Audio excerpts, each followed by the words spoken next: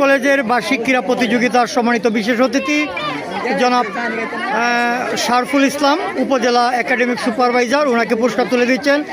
আজকের অনুষ্ঠানের সম্মানিত সভাপতি এবং সভাপতি জনাব ডাক্তার শামীম আহমেদ এবং হাবিবুর রহমান ভুইয়া, উনি পুরস্কার তুলে দিচ্ছেন।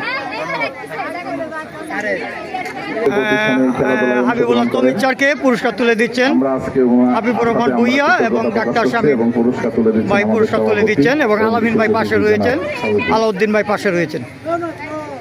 হাবিব ভাইকে পুরস্কার তুলে দিচ্ছেন। আরেকটা চাচা আপনগান বাসা স্বজনপ্রীতি করে একটা পুরস্কার পাইছে। যাই হোক, ধন্যবাদ হাবিব ভাই সময় দেওয়ার জন্য আমাদের প্রতিষ্ঠানে। দুজন ভাই অনেক পরিশ্রম করছে সকাল থেকে নিয়ে স্টুডিও পুরস্কার তুলে নিচ্ছেন আমাদের সভাপতি সাহেবের কাছ থেকে।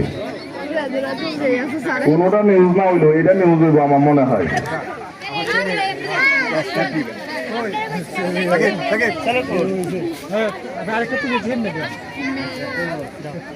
যাও যাও